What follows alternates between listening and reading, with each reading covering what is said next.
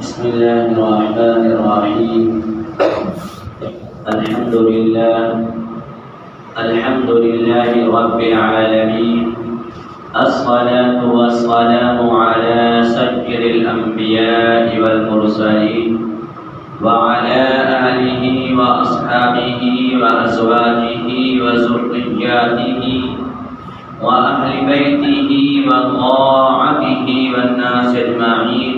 أما بعد، أعوذ بالله من الشيطان الرجيم.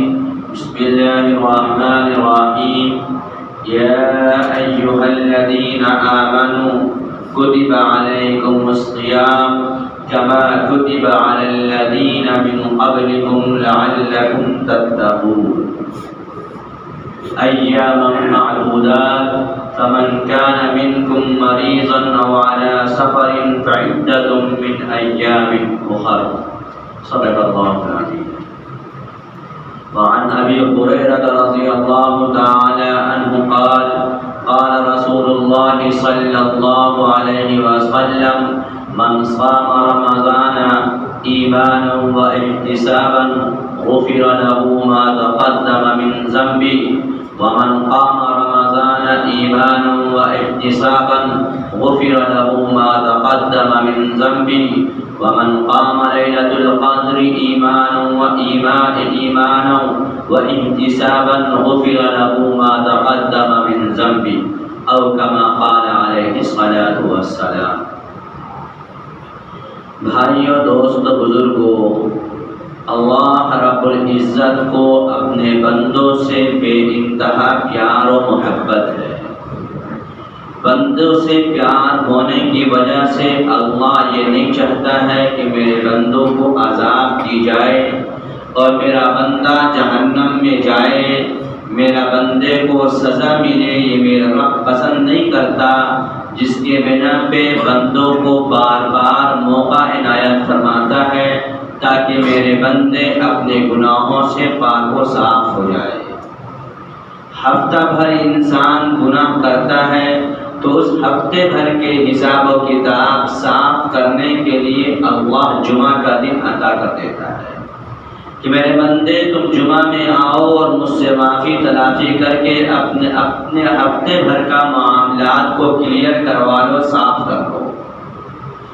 پھر جب بندہ جمعہ کو بھی غفلت سے گزار دیتا ہے اور گناہوں کے پہاڑ اکٹھے کرتا رہتا ہے تو پھر اللہ اس کو شب بارات جیسا موقع عطا فرماتا ہے تاکہ میرے بندے تم اپنے گناہوں سے پاک و صاف ہو جاؤ، دلوں کے میل کچیل دور کر لو.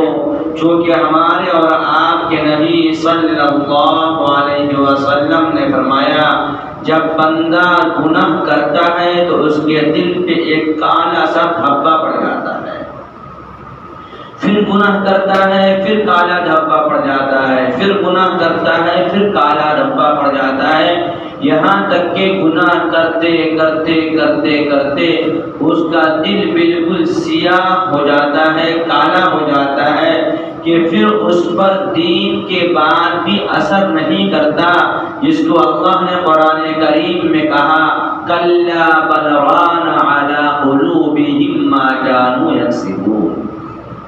تو اس کے برے اعمال کی وجہ سے اس کے دل سیاہ ہو جاتے ہیں، اس کے دل زنگ آلود ہو جاتے ہیں. تو اس زنگ آلود کو صاف اگر نہ کیا جائے تو پھر پورے طور پہ اللہ کی رحمت کے سائے میں آنا مشکل ہو جاتا.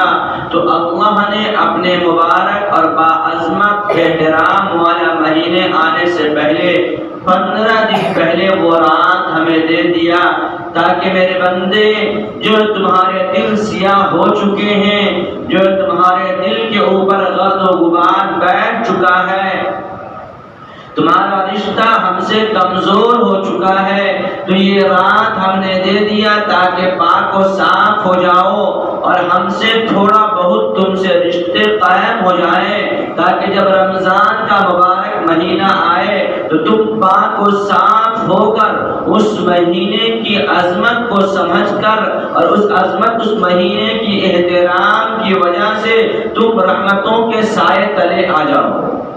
تو تو اللہ نے پہلے ہمیں گناہوں سے صاف کیا اور پھر ہمارے درمیان میں وہ ہمارے سامنے وہ مہینہ آنے والا ہے جس مہینے کے پانے کی تمنائیں، آرزویں، مرادیں، دعائیں، فریادیں کوئی عام انسان نہیں بلکہ امام النبیین، فخر موجودات احمد مصطفیٰ محمد مصطفیٰ صلی اللہ علیہ وسلم نے خود کیا ہے۔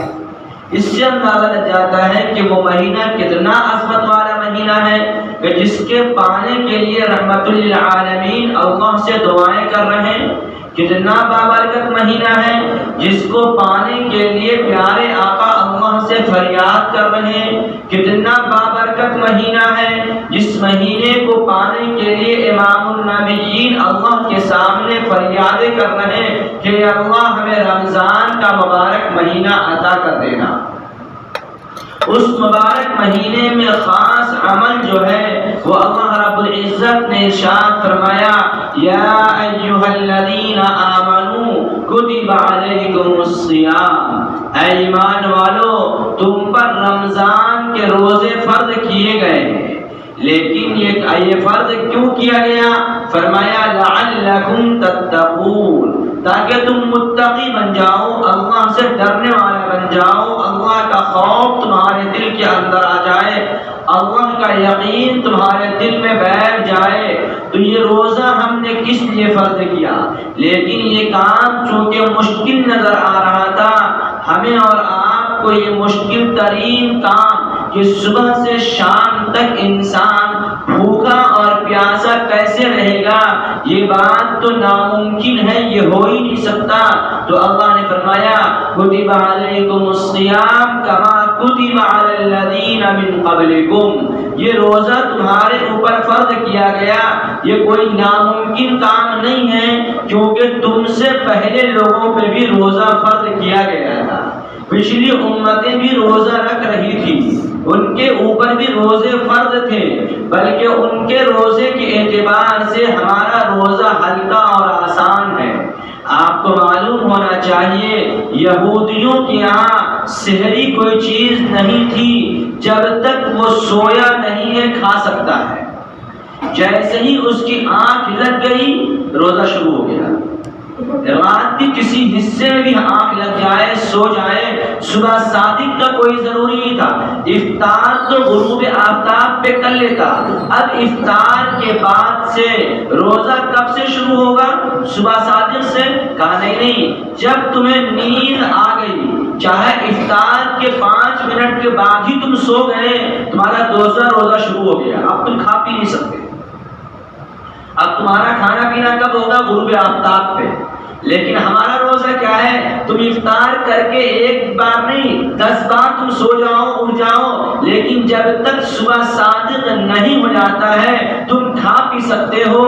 بلکہ یوں فرما دیا کہ وہ صبح صادق سے پہلے کھانا جس کو سحری کہا جاتا ہے، پیارے آقا صلی اللہ علیہ وسلم نے فرمایا سب سے بابرکت کھانا سحری کا کھانا ہے۔ ایک موقع پہ فرمایا ہمارے روزے میں اور یہودیوں کے روزے میں یہ فرق کیا کرتا ہے کہ ہم سحری کھایا کرتے ہیں، وہ سحری نہیں کھاتے، اس لیے تم سحری کھایا کرو چاہے ایک کھجور ہی کیوں نہ ہو، یعنی کچھ نہ کچھ کھا لیا کرو، سحری کچھ نہ کچھ پی لیا کرو سحری میں۔ رات سے ہی روزے کی نیت مت کر لو اور رات کا ہی کھانے کو روزے کے لیے کافی مت بنا لو، بلکہ روزے کے لیے تم یہ کرو کہ تم روزہ اگر رکھ رہے ہو تو سحری کھانے کا اہتمام کرو اور سحری کھاؤ۔ جب تم سحری کا اہتمام کرو گے تو پھر یہ بابرکت اور پھر یہ برکت والا کھانے کے ساتھ ساتھ یہ سنت ہے، تو یہ سنت کو بھی زندہ کرنے والے ہوں گے۔ یہ رمضان کا مبارک مہینہ کتنا بابرکت مہینہ ہے کہ پیارے آقا صلی اللہ علیہ وسلم نے فرمایا من صام رمضان ایمانا و احتسابا غفر له ما تقدم من ذنبه، جو رمضان کے مبارک مہینے کو روزہ اس نیت سے رکھے کہ اللہ ہمیں اس روزے کے بدلے اجر و ثواب عطا فرمائے گا، یہ روزہ اللہ کے خزانے سے ہمیں نیکیاں دلوائے گا، تو فرمایا ما تقدم من ذنب غفر له ما تقدم من ذنب، اللہ ان کے تمام اگلے گناہوں کو معاف فرما دے گا، یعنی اس سے جو گناہ ہو گئے ان گناہوں سے پاک و صاف کر دے گا۔ رمضان کیسا مہینہ ہے؟ میں یوں کہ اگر غور کیا جائے اور دیکھا جائے تو رمضان انسانوں کی سروسنگ کا مہینہ ہے۔ ایک آدمی گاڑی چلاتا ہے، کوئی مشینری چیز چلاتا ہے تو اس کی سروسنگ کی ضرورت پڑتی ہے اور وہ کمپنی میں سروسنگ دیتا ہے تاکہ وہ کمپنی اس کی سروس کر دے تو پھر وہ گاڑی پھر اچھی کوالٹی کی بن جائے گی۔ ٹھیک اسی طریقے سے رمضان میں اللہ بندوں کی سروسنگ کرتا ہے، دلوں کو صاف کر کے کہ تم جائز کاموں سے، حلال کاموں سے، کھانا جائز ہے، کھانے کا جو حلال چیزیں ہیں وہ جائز چیزیں کھانا، لیکن اللہ اس سے رکواتا ہے کہ صبح صادق سے لے کر غروب آفتاب تک تم رک جاؤ، تمہیں ہم ان حلال کاموں سے رکنے کی پابندی اس لیے لگا رہے ہیں تاکہ تم 11 مہینہ حرام کاموں سے رک سکو۔ دیکھو آج ہم یہ بات کہتے ہیں اور ساری دنیا کہتی ہے گناہوں کی عادت پڑ گئی ہے، یہ چھوٹے گی کیسے؟ اس کا چھوٹنا بلکہ مشکل نہیں، بعض گناہوں کے بارے میں ہم سمجھتے ہیں کہ یہ ناممکن ہے، یہ چھوٹ ہی نہیں سکتا اور یہ ہم سے الگ ہو ہی نہیں سکتا۔ بتاؤ گناہ سے زیادہ ہم کھانے پینے پہ دھیان دیتے ہیں یا نہیں؟ کھانے پینے کی عادت ہمیں زیادہ ہے یا گناہ کی زیادہ عادت ہے؟ تو ظاہر سی بات ہے ہمیں کھانے پینے کی زیادہ عادت ہے۔ اگر کھانے کا وقت ہماری عادت بن چکی ہے 2 بجے کھانے کا تو 2 سے ذرا سے کانٹا نیچے آتا نہیں ہے، ادھر پریشر چڑھنا شروع ہو جاتا ہے، ادھر موڈ آف ہونا شروع ہو جاتا ہے۔ اگر ہمارے ایک مشغول بن گئی ہے اتنے وقت میں کھانا ہے، پانی پینے کا پیاس لگا، آپ کہیں جا رہے ہیں راستے میں سفر میں بھی ہے، پانی پینے کا پیاس آپ کو لگا ہوا اور پانی نہیں ہے تو کتنی بے چینی ہوتی ہے، کتنی بے قراری ہوتی ہے۔ آدمی کبھی کھڑکی سے باہر جھانکتا ہے، کبھی دروازے پہ آتا ہے، کبھی بیچنے والے پانی والے کا انتظار کرتا۔ یہ اتنی عادت ہونے کے باوجود بھی چاند کے دیکھتے ہی یہ عادت کیسے رک جاتی ہے؟ کیسے آدمی کھانے سے رک جاتا ہے؟ کیسے آدمی پینے سے رک جاتا ہے؟ جب یہ چیزیں جس کا کرنے کا وہ مکمل عادی بن چکا ہے اور جس کے کیے بغیر رہ نہیں سکتا، اللہ کا حکم ہونے کی وجہ سے رک جاتا ہے، تو پھر کیا گناہوں کا چھوڑنا ناممکن ہے؟ جب وہ یہ سمجھ لے کہ میرا اللہ دیکھ رہا ہے اور ہمارے ان گناہوں کے کرنے کا حساب اللہ کے یہاں دینا ہے اور وہ اس بات کا حقدار ہے کہ وہ ہمیں سزا دے دے، تو پھر کیا ہم گناہ سے نہیں رک سکتے؟ رک جائیں گے۔ لیکن چونکہ ہم گناہ کے بارے میں اس درجہ سوچتے نہیں کہ میرا اللہ ہمیں دیکھ رہا ہے، تو فرمایا اے ایمان والو تم پر روزے فرض کیے گئے جیسے کہ تم سے پہلے لوگوں پہ فرض کیا گیا تھا تاکہ تم متقی بن جاؤ۔ یہ روزہ اتنا محبوب عمل اللہ کے یہاں ہے، اتنا محبوب عمل ہے کہ اللہ رب العزت نے قرآن کریم کے اندر ہر چیز کے بارے میں یہ لکھ دیا، من جاء بالحسنۃ فلہ عشر امثالها، ایک نیکی لاؤ گے 10 دوں گا۔ 5 جگہ پیارے آقا نے فرمایا ایک لاؤ گے 7 لاکھ دیں گے، لیکن جب روزہ کی باری آئی تو اللہ رب العزت نے فرمایا کہ روزہ میرے لیے ہے اور روزے کا بدلہ میں خود ہوں۔ کیا ملے گا؟ کیا دیں گے؟ نہ احادیث میں اس کا کچھ ملتا ہے، نہ قرآن کریم میں اس کا کچھ تذکرہ ہے، بس یہ ہے کہ روزے کے بدلے اللہ کیا عطا فرمائے گا یہ اللہ ہی جانتا ہے کہ اس کے بدلے ہمیں کیا نیکیاں دے گا۔ روزہ ایسی عبادت ہے، دیکھو نماز بھی اگر آدمی پڑھ رہا ہے کوئی دیکھنے والا دیکھے گا تو دیکھ کر سمجھ جائے گا یہ نماز پڑھ رہا ہے، کوئی نہیں پڑھ رہا ہے تو دیکھنے والا دیکھ کر سمجھ جاتا ہے کہ یہ آدمی نماز کے وقت میں نہیں جاتا ہے، یہ نماز نہیں پڑھتا ہے، بے نمازی ہے۔ لیکن روزہ ایسی عبادت ہے کہ آپ کسی کے سامنے ظاہر کریں نہ کریں، کوئی دیکھے نہ دیکھے، آپ کو وہ سمجھ ہی نہیں پائے گا کہ ہم روزہ رکھے ہیں یا نہیں رکھے ہیں، وہ تو صرف اللہ جانتا ہے۔ اور ہمارے دل میں اس وقت اللہ کے بارے میں کتنا یقین ہوتا ہے کہ میں جون کا مہینہ ہو، روزے سے ہے، پیاس سے تب گھٹ رہا ہے، روزے وضو کرنے کے لیے بیٹھے ہیں، منہ میں پانی لیا کلی کرنے کے لیے فوراً پانی کو پھینک دیتے ہیں۔ اگر دم گھٹ رہا بھی ہے، ایک آدھ قطرے اگر ڈال بھی لیں اندر تو کوئی نہیں جانتا ہے کہ آپ کلی کرنے میں آدھا پانی اندر لے لیے آدھا پھینکیں، لیکن اللہ جان رہا، تو اس نے فرمایا اے میرے بندے، یہ خفیہ عبادت جو تم نے کیا روزہ، یہ میرے ڈر سے کیا ہے، اس لیے اس کا بدلہ بھی میں دوں گا۔ کیا دوں گا وہ میں جانتا ہوں، دنیا نہیں جانتی کہ میں کیا دوں گا۔ اور میرے بھائیو دوست بزرگوں، اتنا ارشاد فرما دیا کہ دیکھو جنت کے 8 دروازے ہیں، ان میں سے ایک دروازہ باب الریان جو صرف اور صرف روزے داروں کے لیے ہے۔ جیسے ایک آدمی اپنا کوئی پروگرام کرتا ہے تو ایک عام ہال میں انتظام کرے، ایک خفیہ دروازہ، چھوٹا دروازہ بھی رکھتا ہے سائڈ میں، جس میں اپنے مہمان خاص کو لے جایا کرتا ہے۔ گھر کے سارے دروازے ہیں لیکن ایک دروازہ سائڈ میں، کنارے میں، پیچھے کی جانب میں رکھتا ہے کہ اس میں مہمانوں کو لے جائیں گے، اپنے خاص لوگوں کو لے جائیں گے۔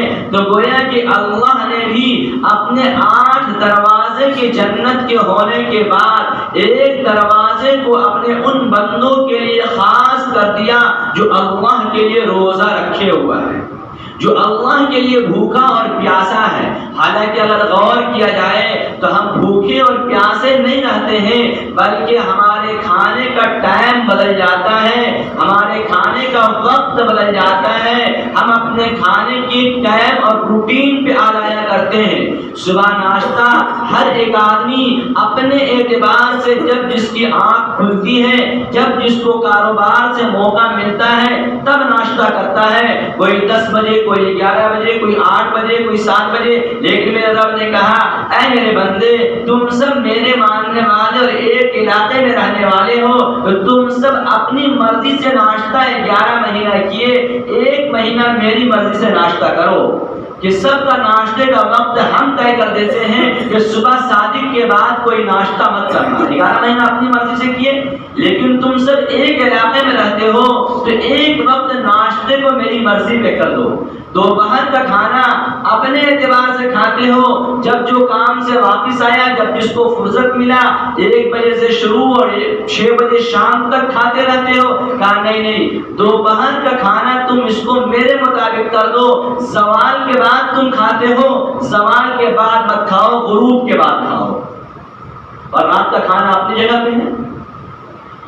سحری کو، ناشتے کو پہلے کروا دیا، دوپہر کا کھانا تھوڑا سا آگے بڑھا دیا، اور کہا دیکھو روز تو تم اپنی مرضی سے کھاتے ہو، جب تم اپنے روٹین کو چینج کر کے میری مرضی پہ آ جاؤ گے تو تمہیں ہم وہ کھلائیں گے جن کا عام دنوں میں تمہارا کھانا مشکل ہو جایا کرتا ہے۔ آپ اندازہ کرو، عام دنوں میں چاہے پھل جتنے سستے ہو جائیں، عام آدمیوں کے گھروں میں نہیں آیا کرتا۔ روز مزدوری کرنے والے، کام کرنے والے، یہ لوگ پھل اپنے گھروں میں نہیں لایا کرتے عام دنوں میں، چاہے سستا ہو جائے، مہنگا ہو جائے۔ بعض لوگ تو وہ ہوتے ہیں جن کو سال بھر پھل کا دام بھی معلوم نہیں ہوتا کیسے بک رہا ہے، لیکن رمضان کا مہینہ آتا ہے تو 1 پھل نہیں 2-4 پھل اس کے دسترخوان پہ نظر آتے ہیں۔ چھلنے کا چیز 1 آدھ دن کھا لیا، کوئی ایک ایٹم دوسرا دن دوسرا چاہیے، لیکن رمضان کے مہینے میں تو کچھ چیزیں کمپلسری ہے کہ وہ تو ہوگا ہی، اس کے علاوہ اور جو ہو جائے۔ کہتے بھی ہم اپنے گھروں میں، اگر گھر میں پوچھے یہ فلاں چیز بنا، ارے وہ پوچھنے کی، وہ تو روز بنتا ہے، اور بولو کیا لانا ہے، بولتے ہیں ہمارا مزاج ہے۔ تو اللہ کہتا ہے کہ تم صرف کھانے کی ٹائمنگ کو الگ کر لو، پھر تو میں تمہارے دسترخوانوں پہ وہ چیز لا کر رکھوا دوں گا جن چیزوں کو تم نے عام دنوں میں دام بھی پوچھنا گوارا نہیں کیا۔ بعض مرتبہ دیکھتے ہیں گھروں میں کوئی چیز لائیے تو عورتیں بولے گی ابھی تو بڑا مہنگا مل رہا ہوگا، رمضان میں بھی پوچھتی ہے مہنگا، کھا چپ چاپ سے، اللہ کھلا رہا، تو رمضان میں اللہ کھلا رہا، عام دن میں کون کھلا رہا؟ بندہ کھلا رہا، ہر دن تو اللہ ہی کھلا رہا، لیکن رمضان میں اللہ اپنا مہمان بنا کر کھلا رہا۔ ایسا کھلا رہا ہے کہ ایک ایک وقت میں کئی چیز آدمی کھا لے رہا ہے، وہ چیزیں بھی کھا لے رہا ہے جو سال بھر، اور کیا کیا ہے، صرف یہ کیا کہ اپنے کھانے کی ٹائمنگ کو بدل دیا۔ ہم اپنے کام میں مصروف ہو کر کے کھانا دیر میں کھاتے ہیں تو وہی ٹھنڈا چاول ملے گا کھانے کو۔ اللہ نے کہا میرے لیے تم دیر میں کھاؤ گے تو تمہارے انرجی لاس ہونے نہیں دیں گے، ہم تمہیں فروٹ کھلائیں گے، پھل کھلوائیں گے۔ اللہ ایسے ترتیب بنا ہے، اور پھر اس میں کیا دے گا، فرمایا اب تم اس کو، اللہ کیا کہا، میرا بندہ بھوکا اور پیاسا رہ رہا ہے، میرا بندہ بھوک سے رکا ہوا ہے، اس لیے اب تو شام کا وقت آیا، ان کو مزدوری دے دو، آج کی مزدوری دے دو۔ کیا مزدوری دے دو؟ فرمایا مجدد الفسانی رحمۃ اللہ علیہ بہت بڑے عالم گزرے، لکھا کیوں مزدوری کیا؟ فرمایا کہ دیکھو ہر چیز کی مزدوری اللہ نے طے کر دی، لیکن رمضان کے روزے کے بارے میں کہا جیسے مالدار لوگ کوئی ضروری کام ہوتا ہے، کل بچے کی بارات آنی ہے، بچی کا کوئی ڈھیر کچرا رکھا ہوا ہے، کوئی مل جائے کام کرنے والے تو کیا کہتے ہیں، دیکھو اس کو کلیئر کر دو، جو مانگو گے وہ دوں گا، بس اس کو بھی صاف کرنا ہے، ہر حال میں اس کو کلیئر کرنا ہے۔ ایسے ہی اللہ کہتا ہے میرے بندے بس تم بھوکے اور پیاسے رہ جاؤ اور شام میں آ کر مجھ سے منہ مانگی چیز مانگو، میں تم کو دوں گا۔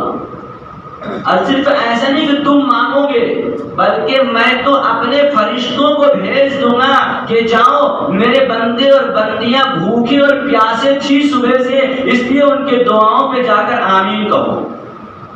کیا رب کو پیار ہے ہم سے؟ کھلا بھی زیادہ رہا، فرشتوں سے کیا کہہ رہا ہے، اے فرشتے میرے بندے بھوکے اور پیاسے رہے صبح سے، جاؤ ان کے دعا پہ آمین کہو۔ بھوکے اور پیاسے رہ کر دعائیں مانگ رہے ہیں، ان کے دعاؤں پہ آمین کہو۔ اور کیا فرما رہا کہ آج ہمارے منہ سے اگر بدبو آنے لگے تو لوگ ہم سے بات کرنا پسند نہیں کریں گے، کہیں گے مولوی صاحب کے منہ سے بدبو آتی، پتہ نہیں کہ منہ بھی صاف کر۔ میرا رب کیا کہہ رہا، کیا روزے دار کی بھوکے اور پیاسے رہنے کی وجہ سے جو بدبو آتی ہے وہ تو میرے نزدیک مشک سے بھی زیادہ محبوب ہے، مشک سے بھی زیادہ پسندیدہ اور خوشبودار ہے۔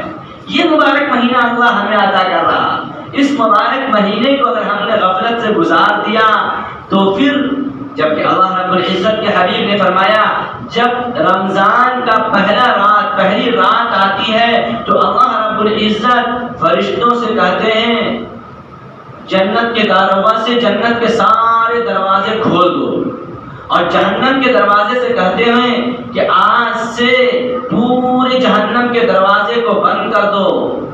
کیوں ہے اللہ، یہ جہنم کے دروازے کیوں بند کیے جا رہے ہیں اور یہ جنت کے دروازے کیوں کھولے جا رہے ہیں؟ فرمایا اے میرے فرشتوں، میرے امت محمدی صلی اللہ علیہ وسلم کے اوپر وہ مبارک مہینہ آ رہا ہے، آ گیا ہے جس مہینے میں ہم نے بخشش کا اعلان کر دیا ہے، اور جس مہینے میں میرے ان بھوکے اور پیاسے بندوں کے لیے سمندر میں مچھلیاں بھی دعائیں مغفرت کریں گی، سانپ اور بچھو بھی دعائیں مغفرت کرے گی، کیڑے اور مکوڑے بھی دعائیں مغفرت کریں گے۔ کیوں؟ اس لیے کہ میرا بندہ میرے وجہ سے بھوکا اور پیاسا ہے۔ سال بھر روزہ کا بوتل دیکھتے بھی نہیں ہے، مہینے میں 2 بوتل ختم کر لیتا، اللہ کا کہہ رہا بھوکا اور پیاسا ہے۔ کیا محبت ہے! اللہ کی محبت کی تو واقعتاً دنیا مثال دے ہی نہیں سکتی، ایسی محبت تو کوئی قائم کر ہی نہیں سکتا۔ فرما رہا اے فرشتے جاؤ جاؤ آمین کہو، کیونکہ میرے بندے اور بندیاں بھوکے اور پیاسے نہیں ہیں، کچھ نہیں کھایا پیا صبح سے، اس لیے جاؤ ان کے دعاؤں پہ آمین کہو، جو مانگے وہ میں اس کو دے دوں گا، جو مانگے۔ اے ساری چیزوں سے قیمتی چیز تو جنت ہے، ہم نے ایک دروازہ کھول دیا اس کے لیے، اور ایسا نہیں کہ ایسے ہی کھول دیا بلکہ شروع سال سے یعنی شوال سے لے کر ہر دن اس کے اندر نئے نئے مظاہر کیا، نئے نئے انداز سے سجایا۔ کیوں؟ تاکہ میرے روزے دار بندوں کے لیے یہ دروازہ ہے اور یہ جنت کا ٹھکانہ ہے، یہ اچھا سے اچھا سجا ہوا ہو میرے روزے دار کے لیے جنت۔ اور پھر فرمایا دیکھو یہ تو دن بھر کا روزہ رکھنا ہے، رات کا قیام، من قام رمضان ایمانا و احتسابا غفر له ما تقدم من ذنبه، جو راتوں کو کھڑا ہوگا رمضان کے مہینے میں یعنی تراویح کا اہتمام کرے گا، قرآن کریم کے سننے کا اہتمام کرے گا، اللہ رب العزت اس کے گناہوں کو معاف فرما دے گا۔ یہ وہ مہینہ آنے والا ہے جس مہینے میں اللہ کے حبیب صلی اللہ علیہ وسلم فرشتوں کے سردار حضرت جبرائیل امین کو قرآن کریم سنایا کرتے تھے۔ ایک روایت کے مطابق یہ ہے کہ پیارے آقا حضرت جبرائیل کو قرآن سناتے تھے اور حضرت جبرائیل پیارے آقا صلی اللہ علیہ وسلم کو قرآن کریم سنایا کرتے تھے۔ قرآن کریم کا مکمل سننا یہ الگ سنت ہے، پورے مہینہ تراویح کا پڑھنا یہ الگ سنت ہے۔ ان دونوں سنتوں کا اہتمام کرنا چاہیے۔ آج اللہ کا شکر ہے حفاظ کرام بہت ہیں، تو اپنے یہاں تراویح کا اہتمام کرو تاکہ انہیں قرآن سنانے کا موقع مل جائے۔ کم سے کم 2 حافظ کا انتظام تو ہر آدمی جن کے پاس جگہ ہو، 10-20 آدمی تراویح پڑھ سکتے ہیں، وہ انتظام کرے کہ ایک پڑھائے گا اور ایک سنے گا، ایک پڑھائے گا اور ایک سنے گا، تاکہ حضرت جبرائیل اور پیارے آقا کی وہ سنت زندہ ہو جائے جو پیارے آقا حضرت جبرائیل کو سناتے تھے اور حضرت جبرائیل پیارے آقا کو سناتے تھے۔ تو یہ جو حفاظ ہمارے یہاں تیار ہوئے ہیں، ان کے اندر بھی ایک ہمت ہوگا، اس کے اندر ایک جوش ہوگا کہ ہمارا قرآن سننے والے ہمارے چچا تاؤ، ہمارے رشتہ دار، دوست، احباب، محلے والے نے ہمیں اس لائق بنایا اور ہمیں اس عزت و احترام دیا کہ اپنے بیٹھ کھانے میں، اپنے گھروں میں تراویح میں قرآن کریم سنانے کا موقع عنایت فرمایا اور ہمارا قرآن سنا۔ اور پھر ان کو جب قرآن سننے سنانے کا ماحول دیکھیں گے تو ہمارے وہ بچے جو تعلیم سے دور ہیں وہ بھی اس اکرام اعجاز کو دیکھ کر قرآن سے محبت کرنے والے ہو جائیں گے۔ ایک کل تک ہمارے ساتھ کھیلنے والا تھا، ہمارے ساتھ سائیکل چلانے والا تھا، ہمارے ساتھ گھومنے والا تھا، آج قرآن کے اعجاز سے اللہ نے انہیں اپنا امام بنوا دیا، لوگوں کے سامنے کھڑا کروا دیا کہ سب ان سے زیادہ عمر والے لوگ ہاتھ باندھ کر کھڑا ہیں اور یہ بچہ پڑھ رہا۔ کل اگر ہم بھی حافظ قرآن بن جائیں گے تو اللہ ہمیں بھی اعجاز دے گا، اگر ہمیں یہ قرآن سنانے کا موقع دیں گے تب، اور اگر نہیں دیں گے، ایسے ہی ہمارے یہ حافظ بھٹکتے رہیں گے تو پھر دوسرے بچوں کے حافظ نہ بننے کا ہم راستہ بننے میں راستہ رکاوٹ کرنے والے ہو جائیں گے کہ وہ یہ سوچے گا کیا فائدہ، فلاں یہ حافظ بنا ہے، کہیں سنانے کا موقع ہی نہیں ملتا ہے۔ میں اپنے حفاظ کرام جو مسجد میں اگر موجود ہیں تو میں آپ سے محبت سے کہتا ہوں، آپ بڑے خوش قسمت ہے کہ اللہ نے آپ کو قرآن جیسی دولت عطا کیا ہے، آپ کے سینے کو جزدان بنایا ہے، قرآن کی حفاظت کیا ہے۔ دیکھو قرآن کا سنانا سنت ہے، کوئی ضروری نہیں ہے کہ مسجد میں ہی سنائی جائے۔